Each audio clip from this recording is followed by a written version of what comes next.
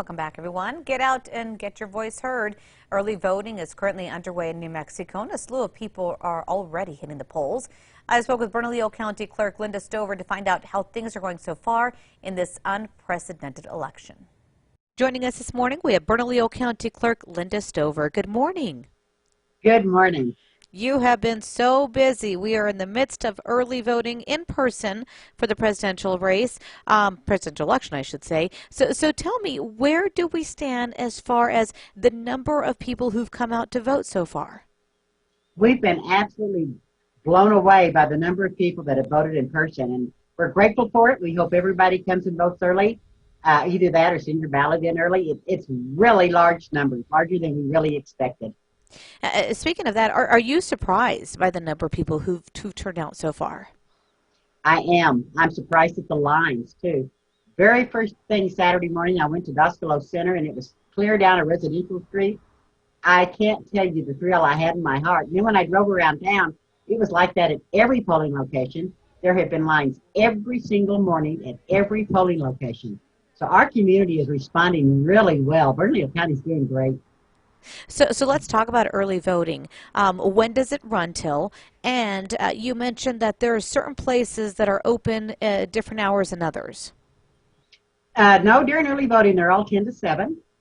But we have 18 early voting sites. But some people still want to do same-day registration. There's only 7 of those sites that do same-day registration. So you need to go to berncovotes.org with an S, berncovotes.org. and look up the sites. I hate for you to go in someplace and think you can register there and you're going to be sent to someplace else. So it'll just save you some time. We go through the 31st. Early voting stops the 31st. And then, of course, the 3rd is election day, and that'll be 7 to 7. So I have to ask you, with the slew of people who've come out now early voting, are you anticipating a big turnout come election day, or could this potentially lead to lower numbers on election day? I don't think so. We're running about a third of our voting population right now, a third, maybe a little bit more. So we still have at least half of our voting population. We've got 14 days to go, and we'll just see how it works out. I think we're going to have a huge day. There's folks that don't believe it's election unless you vote on election day. And those folks will still go out and vote.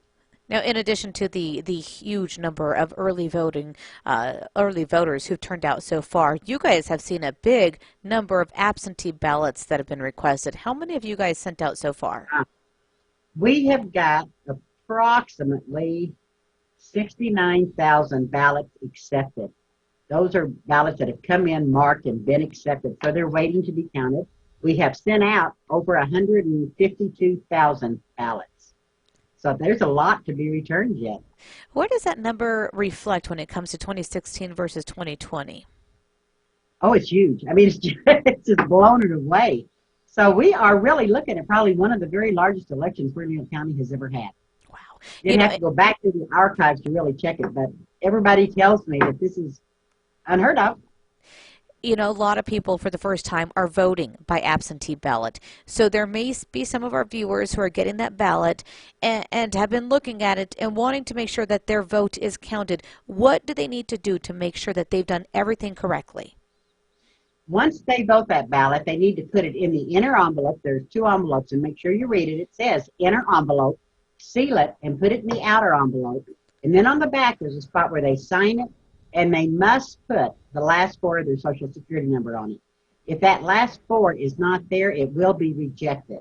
They'll be notified that it's rejected, but it is required for that ballot to count.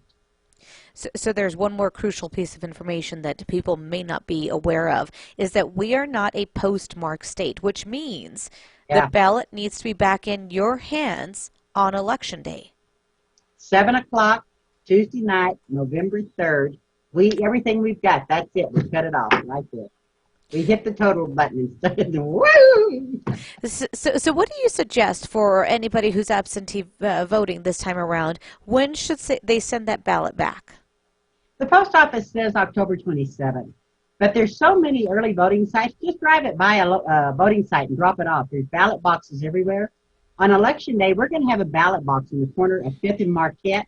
And you can drive by, not even get out of your car, and put it into a ballot box yourself. So it's just too darn easy to to vote that thing. So you don't need to use the post office if you don't want to. And if they do use a post office, as soon October as possible? 22nd. Mm-hmm.